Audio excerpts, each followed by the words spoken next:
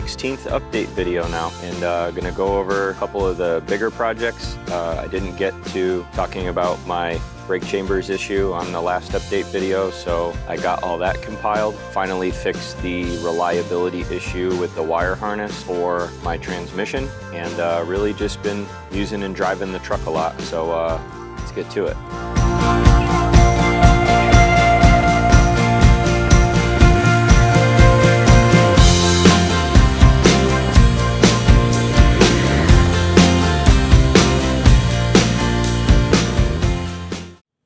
In this part of the video, I'm gonna go over the first roadside breakdown I had. It was one of the rear brake chambers started leaking on me.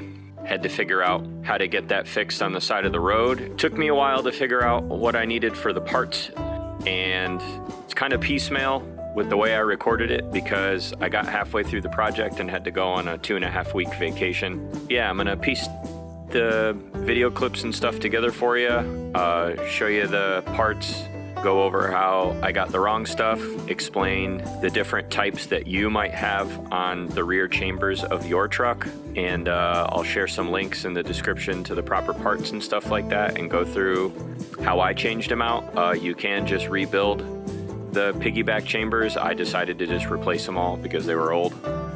That way there's new ones on there, they'll last another 20 years and I won't need to worry about it. Okay, I shut the truck off to just quickly show here what the problem is. The truck's fully aired up. When you go to release the park brake, you'll hear it very loudly.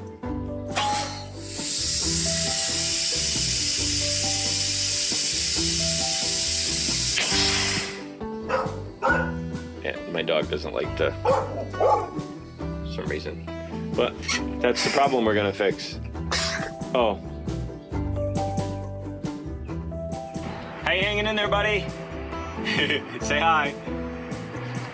It's only 95 degrees out. But anyway, so we stopped to just take a leak at this little thing over here. And when I took my park brake off, I almost thought it was one of the semis driving by, but heard air leaking like crazy. Drove over into the grass, took the park brake off so the truck wouldn't run me over, and felt air coming out of all these little holes in this brake chamber. So I thought of this on my own, but I confirmed it with everybody in the Facebook group. Thank you. Glad I came over to take this video. I don't want to lose this. And I was a little confused by the lines, but anyway, this line right here, what I ended up doing was just shutting the truck off, releasing the brake, and then pinching one line off at a time to see which one it was. This stopped the leak. Then I caged the brakes on this side. So we should be okay to drive. I'm just happy that this didn't happen all of a sudden and come screeching to a halt on the highway. Could have been worse, but we'll see if we could take off here.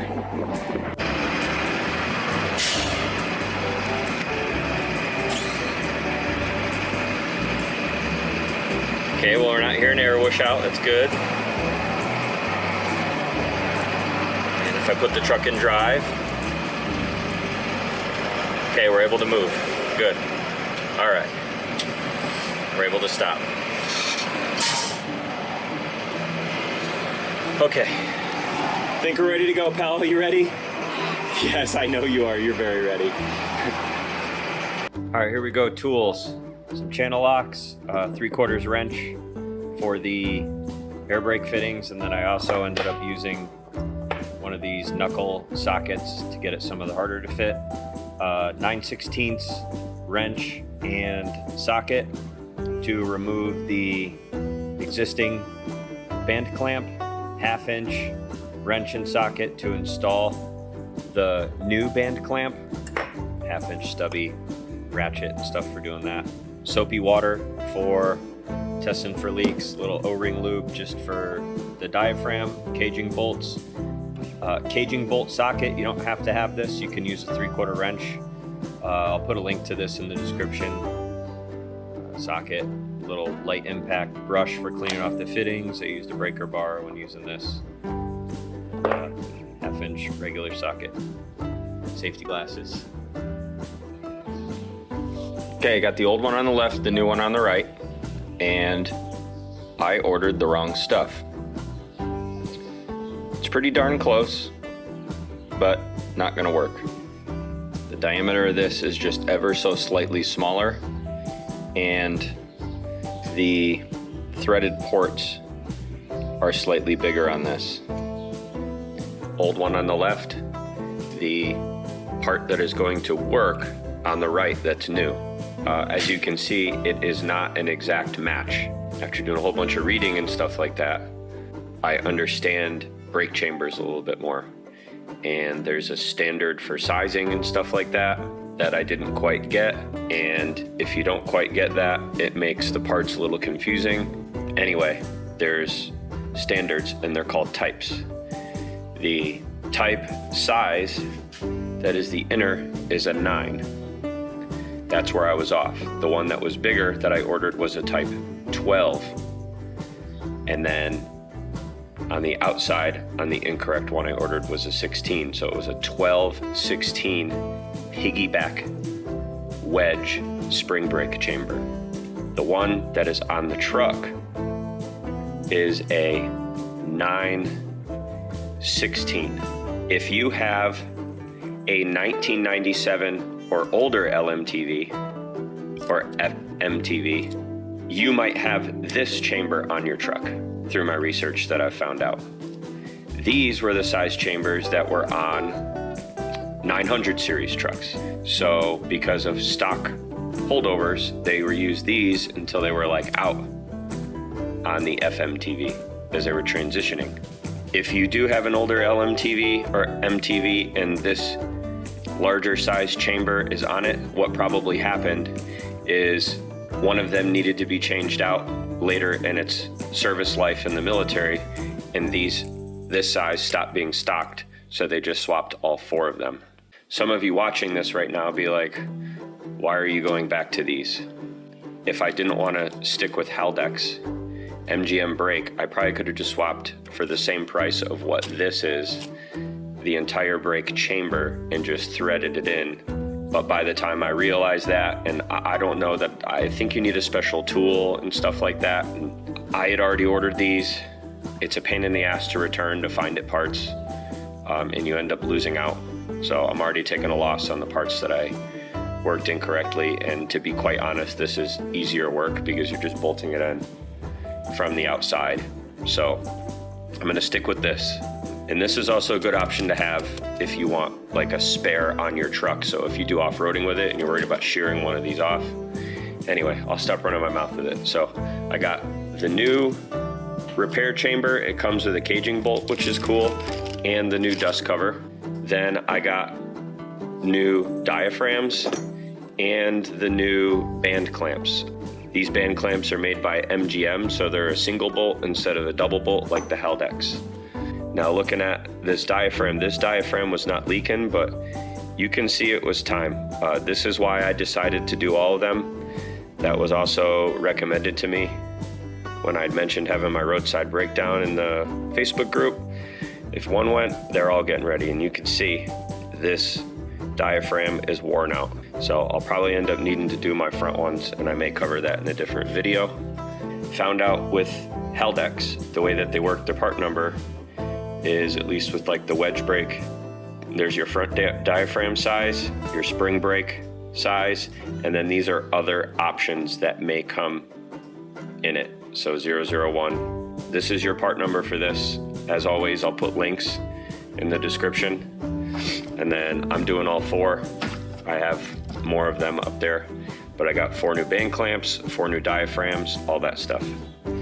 So I'm only gonna cover really showing you to do one side. I'm not gonna record doing both sides because it's gonna be redundant. But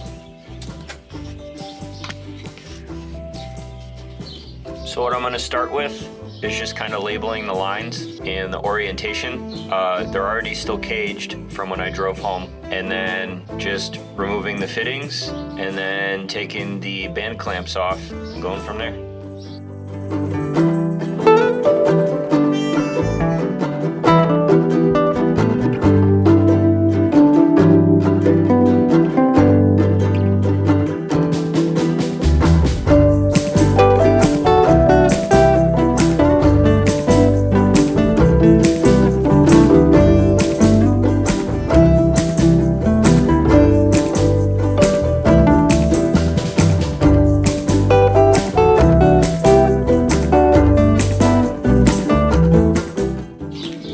Splice in quick as I was loosening the band clamps here. Water started coming out of the brake chamber. That's great. Definitely shows it's bad.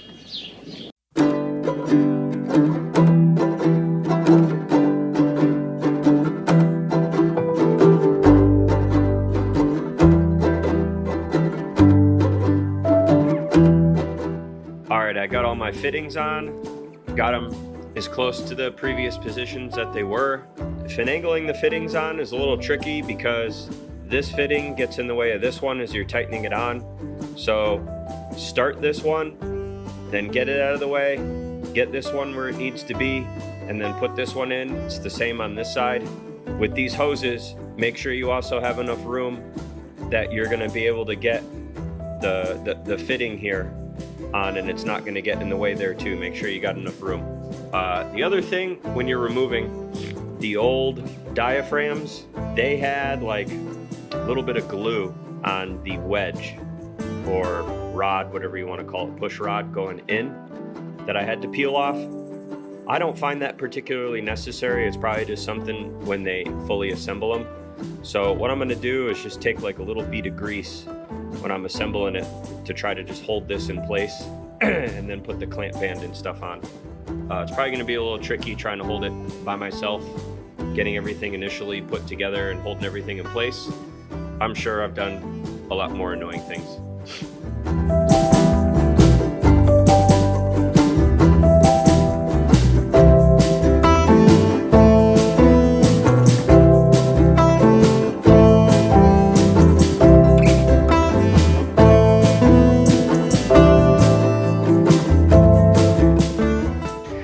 So everything's working, but finding a little bit, see some bubbles, and there's a fitting right there. So just gonna be a matter of, this is soapy water, going around and checking the fittings to make sure that they're not leaking. All right, both chambers are on, and took a little while to solve the leaks. I think some of the AN fittings were a little worn out. Brakes are working, everything's good. The band clamps here, I was gonna look up a torque spec, but I think because these are a single piece, I just tightened them down to the point where they touched. And it seems appropriate because I had them a little bit less than that, and then when I pumped the brakes, the diaphragm started to leak a little bit. That's that.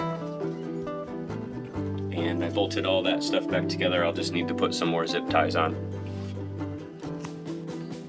Something I noticed with the smaller brake cans on the new ones, the caging bolts are smaller.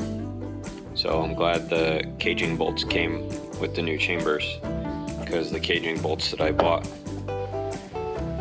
So I wrapped up doing the other side brake chamber cans. Santa, do you want to show us? I'm gonna come in from the top. Yeah.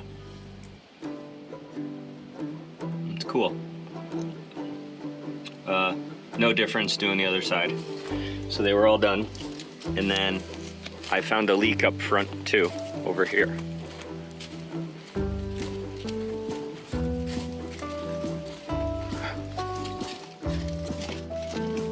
On this fitting right here, and I removed it and I put some thread tape on there, and the system's sealed up nice and good now. So that was some good preventative maintenance. Links in the description to the parts that I had gotten. And that wraps up what I did on the brake service.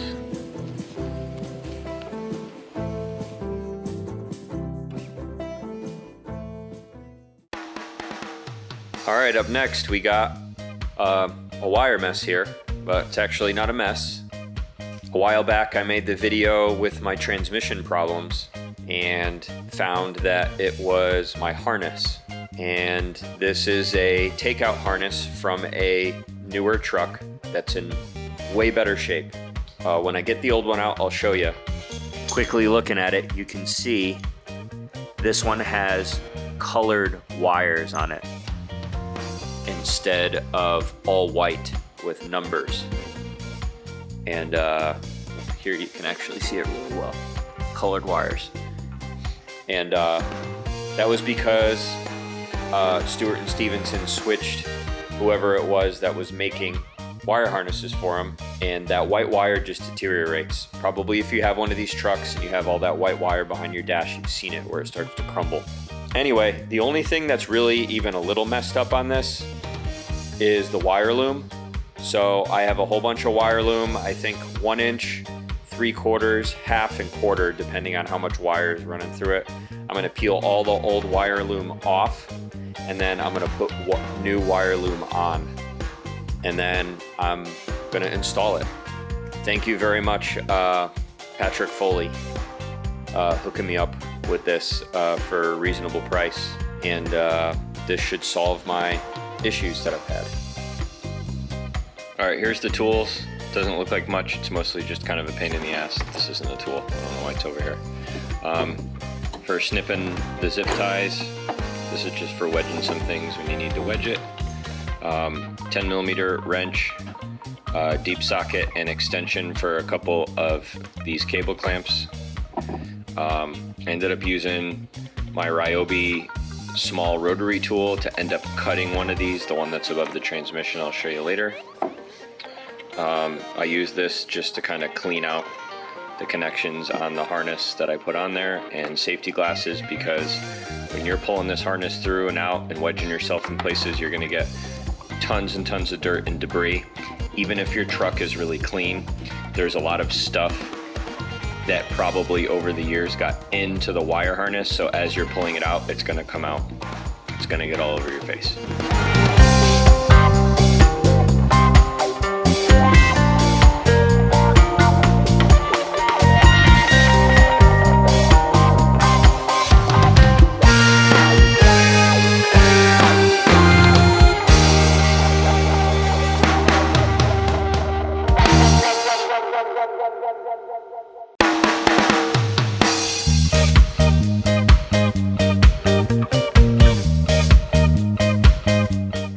My helper's been out here with me, and I did not record actually removing the old harness and installing this new one because I was out here for like 4 hours. It was night. It wasn't fun. I'm gonna give you some notes starting up front here, just going back. I'm under the cab. This is the driver's footwell. You got your connector here. If you're replacing it, make sure your connection up there is good.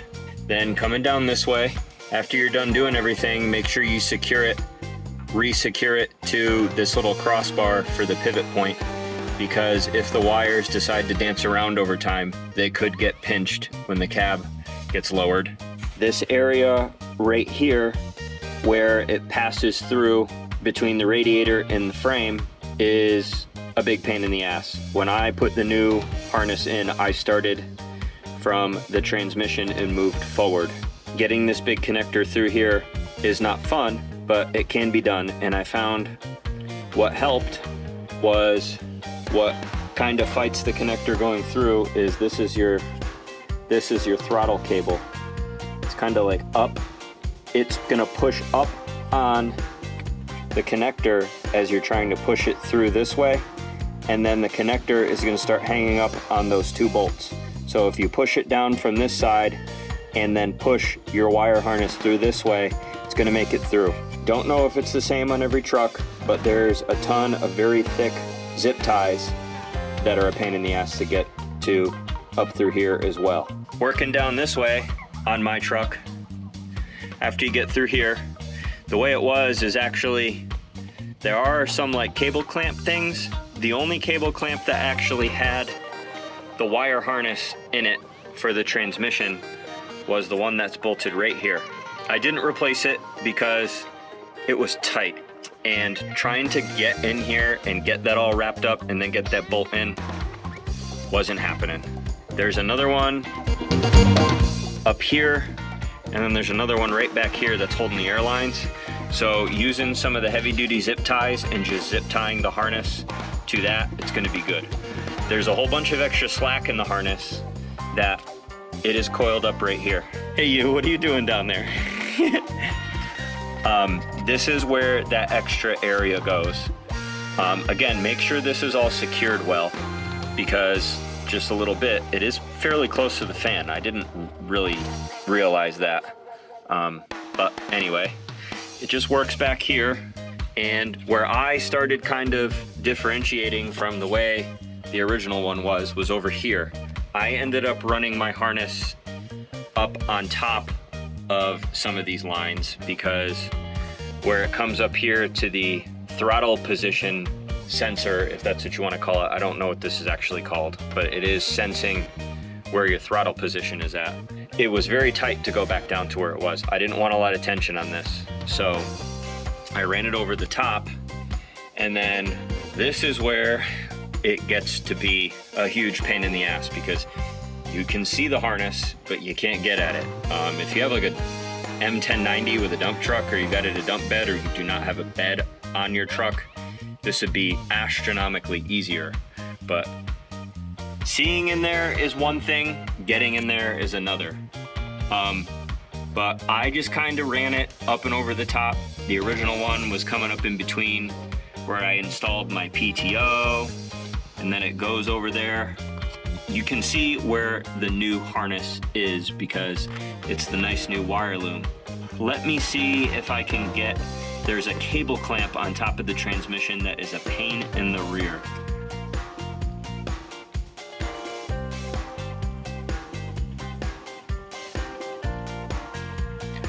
So the rubber is off of it, but you can see from where I'm recording right there, it's that silver ring.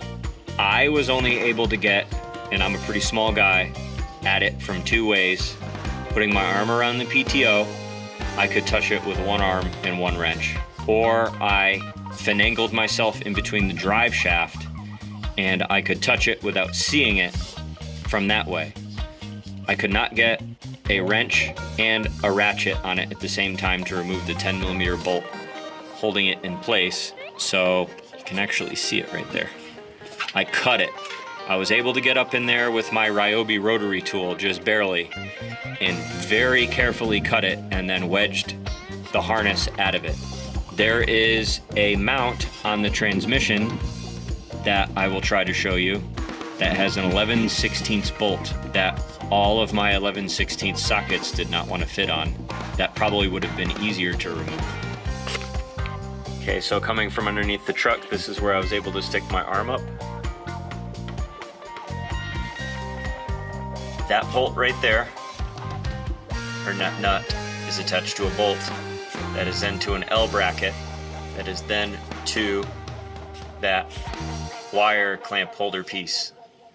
I can't even fit my phone up in there to really be able to show it to you any better, but very annoying.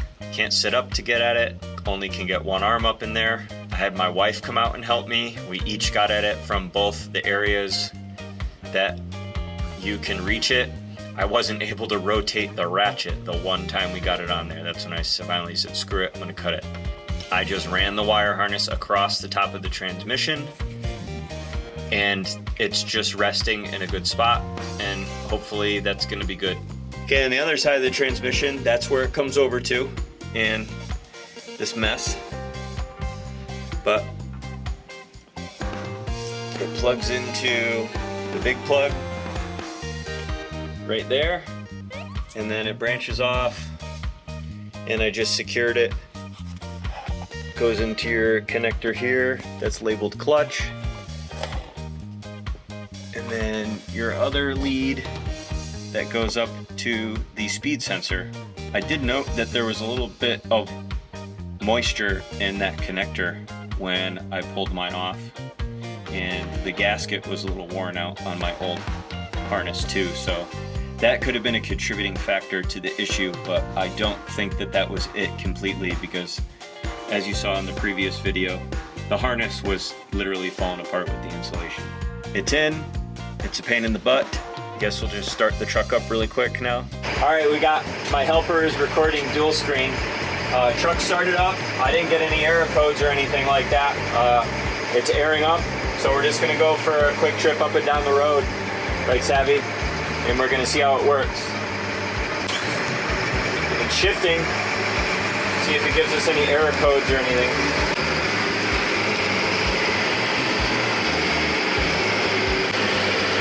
Shifts into mode the way it should.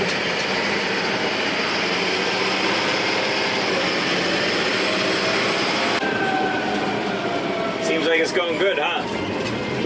Uh-huh. See if it shifts all the way down to first gear like it should.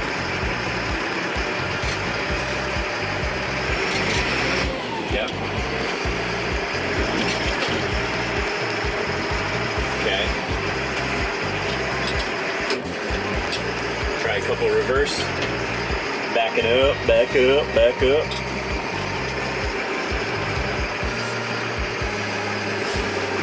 There we go.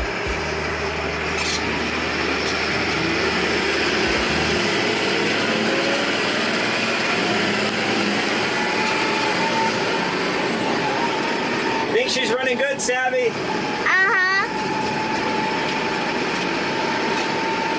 So now the test will be when it gets wet, right? Uh-huh. Job well done. Thanks for the help. Uh-huh. On to the next task.